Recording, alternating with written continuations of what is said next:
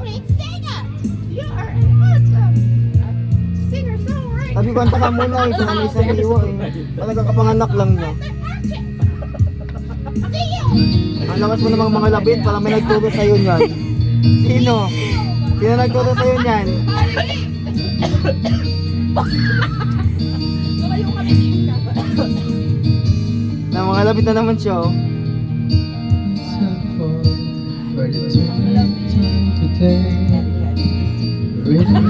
Taray, parang may pinagdaanan. Sa murang ita lang dati Meron na ng pinagdaan. Nasi Orchid to. Featuring Kael. Uy, ano ba? Ano lang isang hasto. Tama na yung gagi. Kawawa naman to kung anak lang. Alam mo, ang ginawa ako, alam pa sa ako dito. Sa ikot. Nangungulbit ulit yan, tinan mo. Doon ka sa kabilang tibon mo, dami pagkain. Sa kabilang tibon ka naman. Pwede tanga walang saksakan.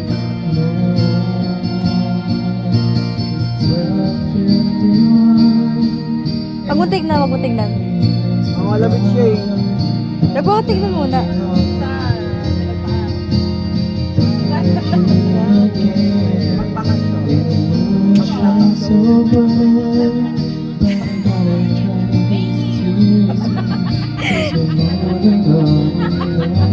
O ito, kanta ka muna. Lo, nahiya. Oh. Hindi, nakanta ka muna. Oy, kakanta na yan. Kakanta na yan. Nahiya lang. Kakanta na yan. Kakanta na yan. Ungol ka muna, ungol ka muna, ungol ka muna. Hindi, parang wala na siyang mga ano, ngipin. Parang wala na siyang ngipin, tinanggal lang. Kilala ko yung tennis ka. Right? Ah, tinanggal mo na pagsamantala. Tinanggal mo na pagsamantala. Oo. Kasi may guest daw sila. Tayo ka muna, alis ka dyan, alis ka dyan. Kukulbitin niyan si Kael na. Halika, dali, halika. Ito, si Kael na kukulbitin niyan. Halika rito. Ay, ma'am, pag ikaw lang sinusundan niya, naaamoy ka niya.